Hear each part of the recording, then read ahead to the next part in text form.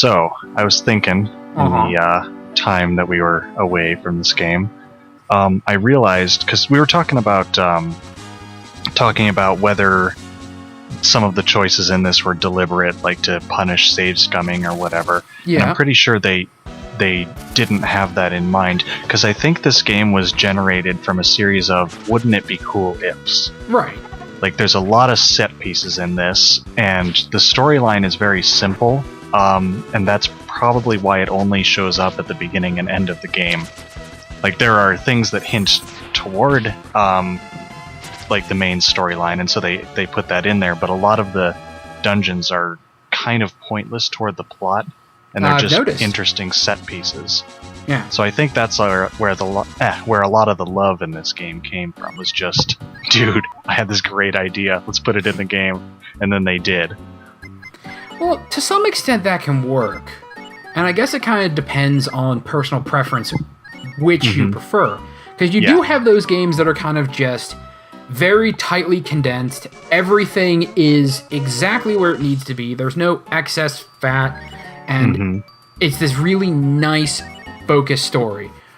On the flip side, you have other games that are just sprawling, and there's weird tonal conflicts, and there's things that are fucking useless, there's some half-baked ideas in there, and I guess it kind of depends which you prefer. Do you want to play a Valve game or a Bethesda game? Right. Oh, people. And I mean, sometimes you're into other things. Like, sometimes you want to play a Valve game, and sometimes you want to play a Bethesda game. Oh. And what did you just say? I was kind of surprised to see a lot of people in the cafe. Yeah. The Witch School has a reunion. I guess it's an anniversary sort of thing, and so all these witches are here. That's hilarious. Nimufu is let's cook some choice meat. Ho ho. That's scary. But so Nimufu is worshipping the porcelain god, according to one of them. Ah, I see where she is. And this one picks fights. I'm having fun. Time to fight. That's spacing. Yep. So I think this is also a used once background, because there's the cat person. There's the Chop Chop cat. Yep. Okay, that's kind of neat. Yeah. Yeah. But yeah, with the difference between a focused story and a sprawling story, it's Portal 1 versus Fallout 4. Right. Or, hell, Portal 1 versus Skyrim. Right, definitely. Like, Skyrim, you have a story and you can go through it, but there's kind of no point. Because it's not that good and it's not really the main focus. No. Although, this is a little bit different. Oh yeah, you can just fight this girl over and over. But anyway, this is a little bit different because the story is the focus. It's just that it is unfocused, if that makes sense. Yeah. Like, yeah. And I don't think there's anything particularly wrong with it, because, like, it's fun and interesting the entire way through, although there are a couple places when it's like, okay, let's just get on with it. But for the most part, it's pretty good all the way through. But like, there's just so many set pieces. So here she is, complaining about how no one ever likes her. What do you want? And you'll see what I mean by set pieces in like a minute. Okay. Maybe I dropped it in the toilet. So what's the obvious answer to this? She's gonna shrink us and we're gonna go into the sewers? You don't have to shrink. Oh, you're just gonna go in the sewers? You're just going to jump down the toilet. Okay. Will you jump in the toilet? Yes. Oh, it's like that episode JoJo. Yeah. Where the pigs are down there. Yeah. Ooh. Oh, we're back to this music. I'm going to refer to it as the shit music for the rest of the game. You go ahead and do that. I just call it the generic dungeon music. Uh-oh. Oh no! Oh no! It slipped! It began floating away. So here's that how doesn't seem set physically PC. possible. Yeah, here's how set PC this is. There aren't even any enemies in this area. This is just done for the spectacle of jumping into a toilet to grab a fucking ring.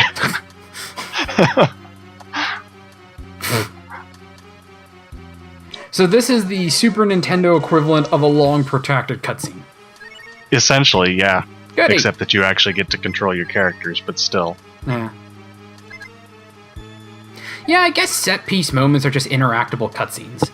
More or less, yeah. And like, the thing is, I still think it's funny. Yeah. Like, it's totally just there to waste your time, but it's still funny. What is it with you guys? How can you jump into the toilet for a ring? I think you can remove the for a ring part and still make that a very legitimate question. Yep. Who would be stupid enough to give a ring like that to a witch? I know there's no way that anyone would give anything that important to a girl like me. She's so fucking emo. You're selling yourself short. Yeah, because he actually did. Yeah, A, he did. B, there are plenty of people who would, pay tribute to an all-powerful witch. Yep, pretty much. Also, wow, they all just ditched and C, yeah, I guess the party's over. But C, maybe the fact that they jumped down a toilet for a ring is proof enough that it was an actually important ring. Like, if it was a stupid rhinestone ring, maybe you wouldn't jump down a toilet for it. No, the best would be, after getting the ring and going back, then fucking Jean or whatever his name is, it's like, oh no, that wasn't the real ring. I just remembered I had the real ring on me all the time. I gave her something I found like Cracker Jacks. Yeah, I could see that happening. Except that he's not like stupid per se. He just has a completely different set of priorities. Like, he doesn't give a shit about this royal stuff at all. I could still see him doing it just for shits and giggles. Yeah. Like, he knew all along he didn't actually forget. He's just kind of fucking with you. Yeah, he's just doing it for fun. Because why not? Because, he doesn't care about most things. There's something fun about that kind of character, where your motivation is, oh, I'm bored. Yeah, kind of. I mean, he likes to travel the world, and it's got him in trouble. And he's like, I'll go from being Prince Jean to just playing Jean. No big deal. Yeah, whatever. Mm-hmm. It's kind of the Saitama approach. Like, why are you doing all this? Boredom, mostly. Yep. Because it's kind of interesting and I don't have anything better to do. Yeah. Well, he does have something else in common with Saitama, besides being bald. He's crazy strong? He can be. He gets really strong near the end, yeah, if you use him in your party. Like, especially his shamanized form, he can hit all enemies for 999 damage. It's just that it takes a turn to charge, I think, or something like that. But, yeah. Y'all smell like poo gas. I'm very happy. Ah, how nice to see this ring again.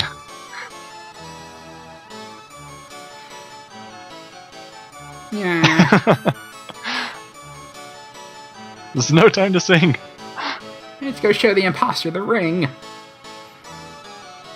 So, half of this trouble happened because this frog wanted to fuck a witch. And the witch is all boo-hoo, no one likes me, except for this frog, but fuck that guy. Yeah, I'm gonna turn him into a giant frog instead. And then force a girl to kiss him, who isn't me. It's kind of weird. I kind of like the idea of just her thinking like, maybe if he was bigger, no. Okay, go. Shoot. Yeah. No, this isn't working. Yeah, pretty much. I mean, she is Nimufu. He's actually protecting the imposter.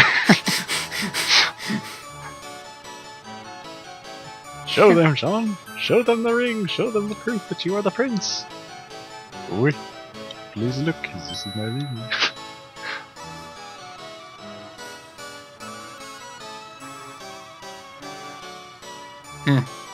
Yep. What are you saying? Oh, he's got a ring too. Oh shit!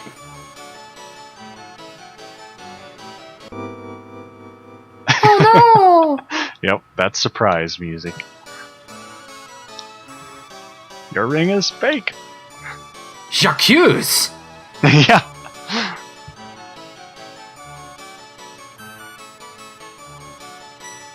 Uh-oh. Oh no, fucking boss fight.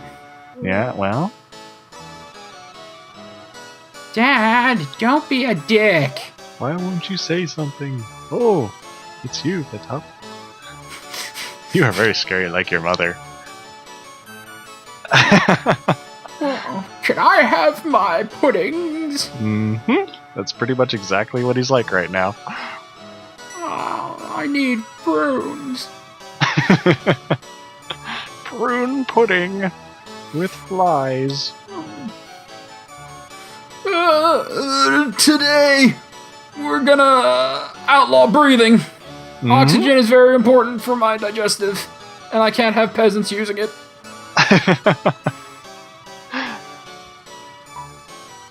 Oh no. Yep, so they're gonna have a cooking contest. Oh, goody. Yeah. What do you think's gonna happen with the dungeon part of this? Good, we're gonna fight the ingredients. Yep, you got it. You're so smart. Oh my god. The only way we can cook is through gladiatorial combat. Pretty much. That's weird. I think that's the way it should be. That all cooking should be battle arenas? Yes. Well, that'd be a I'm sure shitty some cook. anime are like that. Isn't that the entire premise of fighting foodons? Yeah, pretty much. They fight with the ingredients. Yup. And then there's a cute cat girl. Unfortunately, she gets transformed back, so that's no fun. Ah. But her name is Claudia, so that's kind of bad. Doesn't she have like a boat or something that's a catamaran? I think so, yeah. Emphasis on cat. Yes, of course. Because puns. All I can remember about that is her general design, mostly because of furry fan art from the early 2000s, and the opening theme song is like, fighting food with attitude. Okay. Yep. That's pretty dumb. Yeah. And Fried Racer! Fried Racer! Fried Racer! They're all like fucking Pokemon. Oh yeah, it's ridiculous and stupid. Also, the cat girl, who's like a little girl, has this very clearly adult woman's voice. Because why not? Well, it's a fucking cartoon. You can't tell age for shit in that. That's true. Which is why it should be ambiguous, but it's not. So, whatever. I mean, you always have that, like, weird Japanese trope of, oh, here's this girl with, like, a D-sized chest and an aged face. Oh, she's 14. Mm-hmm. And then you have, like, fucking Etna from Desgaia, and it's like, that girl's, like, 11. It's like, yeah, 11,000. She's a fucking demon. She's as old as she fucking wants to be. Because anime. It's like, okay, no one knows how to draw.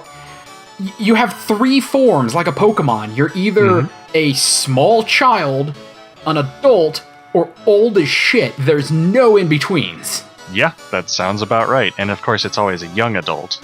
Yeah. There's no middle-aged people in anime. It's so fucking weird. Except, like, just a couple, but they usually die, and they're usually called old. Yeah, they're still called old. It's like, the second you pass 30, your body immediately changes. Yeah, exactly. You look like you're 40 or 50, and you immediately have, like, 2 kids. Yeah. And it's like, oh. Even fucking older Joseph from JoJo is, like, in his 60s. Yeah, that's true. Which doesn't make any sense. Like, no 60-year-old has that much gray hair unless they're the former president of the United States. Yeah. Well, maybe it's the Hamel. That even makes less sense, because that's supposed to keep you young. Yes, it is. I do not understand how he ages so fucking fast. Yeah, and then he goes to super old Joseph in part 4. Yeah, which isn't even that far from then. No, it's just like, holy like shit, what are you senile. doing to have your entire body just completely fall apart? Yeah, seriously. I don't know, maybe he became president. Maybe. Maybe that happened. Maybe the wedding band of Wamu really fucked him up in ways that had long-term ramifications. Yeah, possibly. Well, that's what you get for gay marriage. Wasn't paying any attention at all. No. And didn't think about things. Well, Araki, of all people, understands aging the least. He's some immortal, backwards-aging fairy. That is true. Seriously, look at pictures of this dude. He's getting younger every year. It's fucking freaky. Yeah, yeah. It's worse than Keanu Reeves, who is just now starting to age again. This is true. Or Masahiro Sakurai, who's perpetually been 13.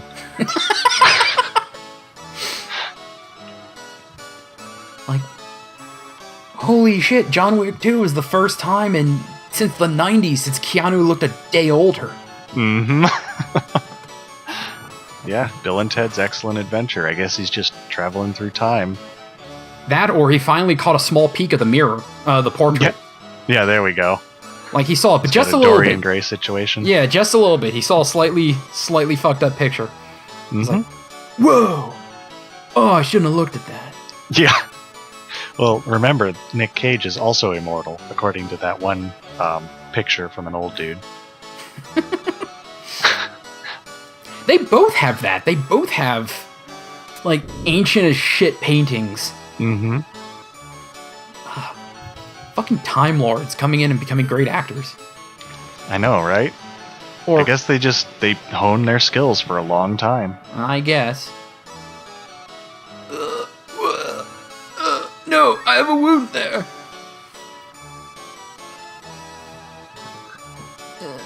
So this gets a little bit dark right here. They were leaving him out on the balcony in order to dry him up. Isn't that kind of terrifying? Well, it's kind of like crucifixion, where it's just, oh, you just stick them up here and just leave them. Yeah.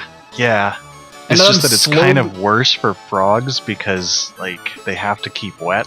Yeah. I think any kind of execution where the entire plan is we're just going to stick somebody someplace and just let what happens. Mm-hmm. We're going to take them out of things that sustain them, and then, yeah. And we're just going to wait, Yep. see what happens. Or are you tough? Well, that's going to suck for you. Yeah, pretty And much. complete pussies get off easy with this. They just die instantly. Yeah. Also, I just realized that I'm an idiot. Oh, yeah? And I don't remember names. Oh, yeah, she's crazy. But anyway, I don't remember names very well, because I just realized that Tata was the guy who was suspicious earlier. Like, I didn't realize that those two soldiers were actually related to this plot point.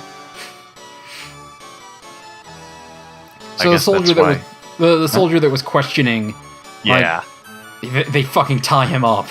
Yeah, pretty much. It's like, which one, or by the imposter, which do you mean? Okay. I think that was Tata.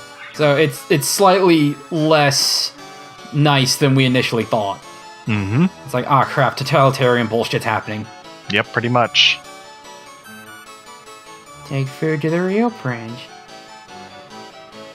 Yeah, okay. Mm-hmm. It's like, if you're gonna be a dick about it, we're just gonna have to...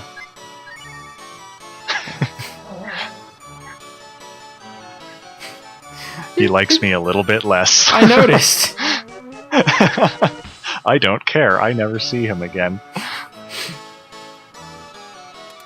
And then I use the key on the wrong door and waste a little bit of time. Yeah, well. it! That's still some money. Yeah? But yeah, then I realize, oh, maybe I should check that windmill area first. Oh, but that's also progression. Yeah, I think so. Actually, I can't remember. Maybe I waste time by doing this, because the windmill might be where I'm supposed to go.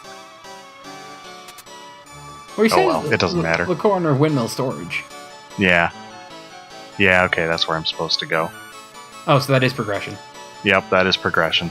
Remember the guy Hooray! who was singing a song in the bathroom about riding a bucket as a child? Oh. That's your hint on that part. Okay, so you're gonna loop on the third this. What? I haven't seen Lupin the Third, actually. The movie directed by Miyazaki, Uh-huh. Castle of Caligastro. He breaks into a place using windmill buckets like that. Oh, okay. Then yes, I guess we're gonna do that. I'm not a big Lupin fan, but Castle of Caligastro is like Miyazaki's first major movie. Okay, so it's worth watching. Yeah. And it's the kind of anime movie where, hey, we're gonna have everybody kind of just do their thing against an enemy that we're never gonna see or speak of in the series. Okay. But unlike a lot of anime movies like that, this one is written and directed by a really good team. So it stands on its own as just a really good movie just to watch by itself. And so you have a bunch of characters that have a history together, and it's like, okay, if you know the characters, great. If not, there's enough characterization that you get the idea. Yeah, it's just there to showcase some cool characters then. Yeah, and a villain that doesn't suck ass. Right. Which is unusual these days. Yeah, actually, in general. A lot of times, villains are kind of just disposable or just there to look cool. Yeah. I mean, look at Marvel. Wow. Yeah, Marvel has very, very few reusable villains. Like, even in the comics, there's not a hell of a lot. Yeah. Which is weird, because Marvel's pretty good at characterization, but I guess they just don't do evil well. Yeah. Well, you have some kind of cartoonishly evil characters that are fun to just break out at any time. Yeah. But the other problem is the villains cross over so often, who has copyright on them is difficult. Oh, okay. Yeah, that's true. Like, X-Men and stuff cross over with everybody. Yeah, like, fucking everyone fights Magneto at some point or another, and Doctor Doom is, like, the most prevalent villain in the fucking world. And... was that fly shit-talking that frog? Yes, he was. Kick his ass! Fuck that guy! That's what you're supposed to do. So here's the gold fly. Oh, the newest Marvel villain sitting right here. Fuck yeah, it should be. Goldfly's a nasty bastard. He even cusses. Oh, Jesus. Yeah, I know. Cuss word in a Super Nintendo game? It's like, whoa! Oh my god! Yeah. Won't somebody please think of the children? Please! Think of the children playing the game with the naked cat girl. Oh. Murdering everything. You can have lots of violence, but no sex and no naughty words. Yeah, that sounds about right. That's the order of operations. Violence, good. Naughty words, only in moderation. Sex, no. Never. Never. Well, it's kind of fucked up when you put it that way. Don't say that. That's bad. That's a bad thing to say. Oh shit, I said a bad word. Oh fuck, I did it again. Oh god, I can't stop. Yep. Oh Jesus. Yeah, Marvel villains, like... Okay, let's stop and think about this for a second. Who are good Marvel villains? I don't know. Okay, in the comics, Doom can be, but he's Fantastic Four. Yeah. And whoever has the rights to that keeps shitting on them. Mephisto can be fun, but he's literally Satan, so like you can't really bust him out all the time. Yeah, well, and he's stolen. Yeah, also true. Magneto can be, and in the movies he's good. It's just he's X-Men, so he's locked up with the X-Men. Yep. Ultron is usually very mechanical, which is kind of the point. So only in moderation. And they had him in the movies, and they changed him to be more charismatic, and they killed him. And then they killed him. Yeah. You're not so bad for a bunch of idiots. Haha! I can fly. Yep, that is exactly true. Dick. Yep. So here's this frog.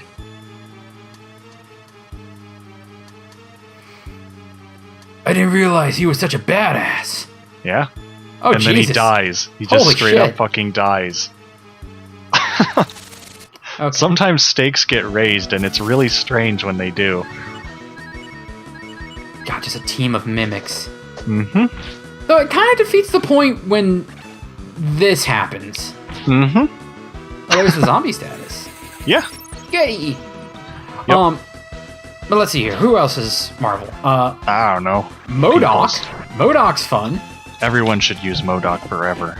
I can't wait for the time when the movie writers decide, yeah, we gotta use MODOK. Gotta bust him out. Yeah.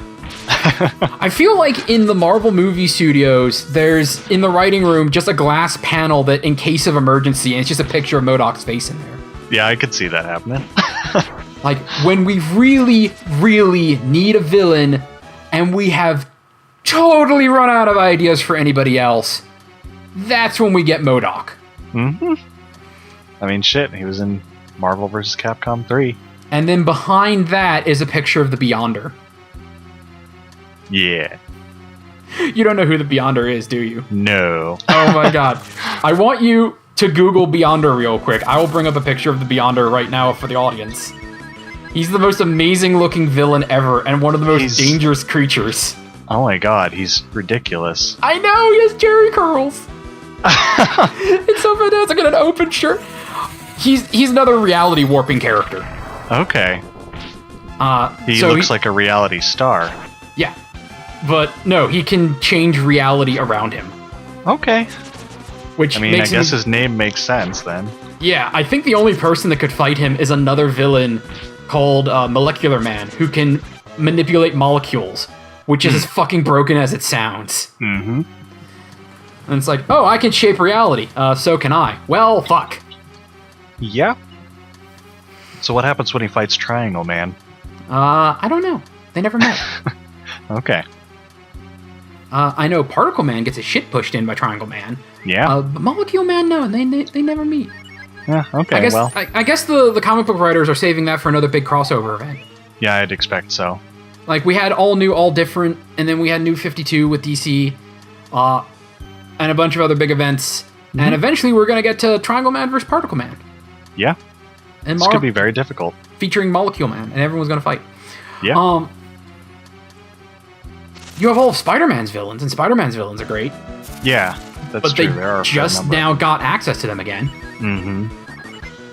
Well, and who knows how many they actually got access to. Yeah.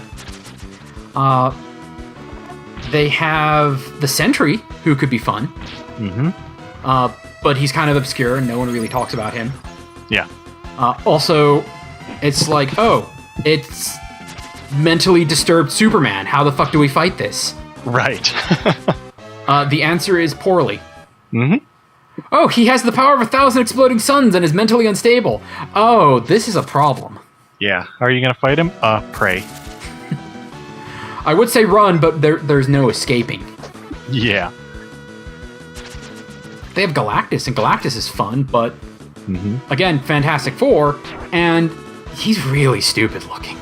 Mm-hmm. Like, even by the current Marvel and what they're getting away with, it's... Oh, yeah, they're going to have to change his look. He's a planet-sized man in a stupid purple hat. Well, it's not a purple hat so much as a purple, like, fake Viking helmet. Yeah. And it's like a mixture between a miter and a Viking helmet. It's very 1960s sci-fi is what it is. Yeah, this is true. I'm going to guess that they probably won't use that design quite so much. They're going to tone it down just a little bit. Well, the one time they put Galactus in a movie, they turned him into a fucking cloud. Okay, I guess that works. And sort of, but it was the shitty Fantastic Four sequel. Yeah. I mean, it functions. That's all I mean by it works. It is a thing that will succeed at something. Yeah. You ever see the picture of Mike Haggar pile driving Galactus? Yes. It's beautiful. Oh, it's fantastic. I love the internet sometimes. Oh. It gives us stuff like that. Sometimes the internet can be a beautiful place. Mm-hmm. Sometimes an ugly, terrible place, but sometimes it's gorgeous. Yeah. Well, we might get MODOK. I mean, the next Guardians movie is going to have Ego. Yeah. Well, if we're going to get MODOK, like, a Guardians or Guardians-related movie would be perfect for it, because those are known to just be weird. You know what I would love? If Marvel makes it to Phase 4 and people still give a shit, a Squirrel Girl standalone movie with MODOK as the villain. Fuck yes. That would be gorgeous. Yeah. I would watch that movie like 8 times. Yeah. Man, if they could get something going on with Fox and get Deadpool in on that. Mm-hmm. But who knows how that's going to turn out? Yeah. I mean, considering how Deadpool works and the fact that it was very successful and everything like that, like, I could see them taking some liberties with him. Oh, yeah. Well, the thing of it is, hopefully what they'll do is, after the success of Deadpool, just let Ryan Reynolds do his thing. Because he was the producer on that, and he seems to know what's going on, and he made all the money ever on no budget, so just let him do that. I don't trust executives to do that, and from what I'm hearing, that's probably not going to happen. Because executives know best, that's why they're the executives! Yeah, and they're stupid morons, whatever. Snarf, snarf, snarf. Yeah. Guffaw.